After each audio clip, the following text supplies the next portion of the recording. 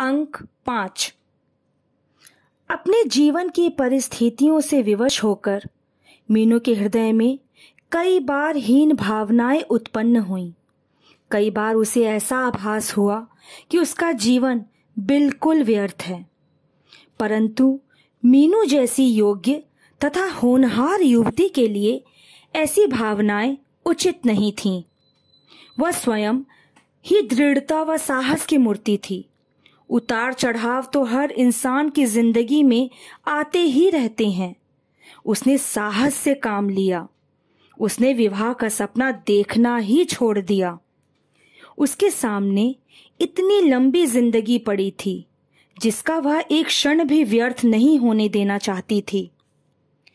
यूं तो बचपन से ही उसकी वकील बनने की इच्छा थी, परंतु उसके माता पिता की इच्छा न थी कि वे उसे हॉस्टल भेजें। आज मीनू के मन में उभरी लगन को देखकर उन्होंने उसे वकालत पढ़ने की आज्ञा दे दी। मीनू ने मेरठ में वकालत में दाखिला ले लिया था। उसके हृदय में लगन थी, कुछ बनने की, कुछ कर दिखाने की।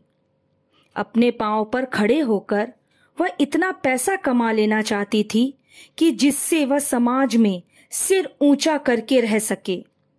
इस समाज में चारों ओर पैसे की ही तो इज्जत है। हर जगह पैसे का ही बोलबाला है। बस पैसा पैसा पैसा, हर व्यक्ति इसी होड़ में जुटा है। मीनू पहली बार अपने माता पिता से अलग हो रही थी। अभी तक हमेशा साथ रहकर ही पढ़ी थी। 15 दिन ही तो रह गए थे उसके जाने में। कैसे रहेगी वह हॉस्टल में? कल्पना मात्र से ही वह सिहर उठती, परंतु यह सोचकर उसका रोम रोम पुलकित हो उठता कि वह भी एक वकील बनेगी। मीनू ने अपने लिए नए नए कपड़े बनवाए। पहली बार हॉस्टल जाने का चाव था।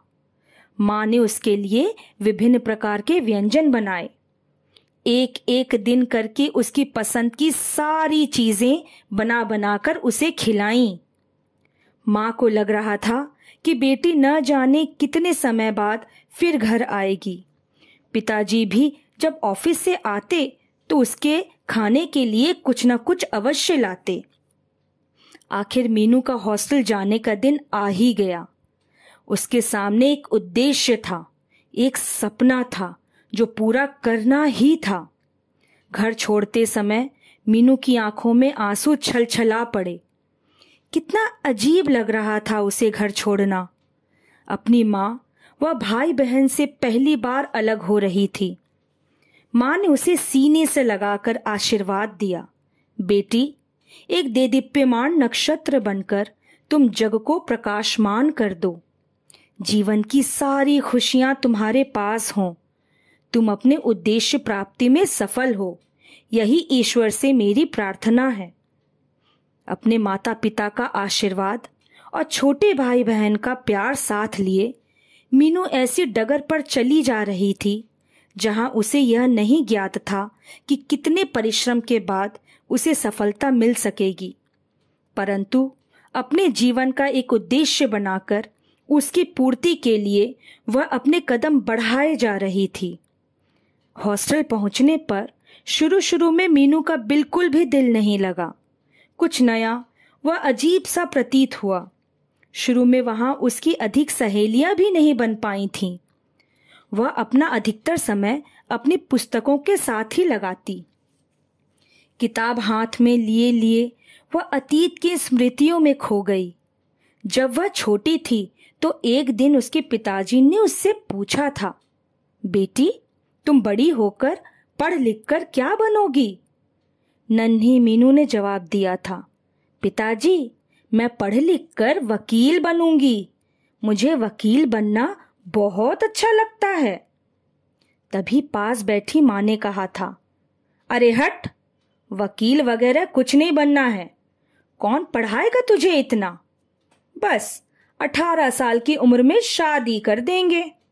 फिर लड़कियों को कौन पढ़ाता है इतना? लड़कों की बात और है। मां की यह बात सुनकर मीनू के दिल को ठेस पहुंची थी। वह बचपन से ही पढ़ाई में बहुत तेज थी। अपनी कक्षा में हमेशा प्रथम आती थी। बचपन से ही उसका सपना था अपने पांव पर खड़े होने का, कुछ बनकर दिखाने का।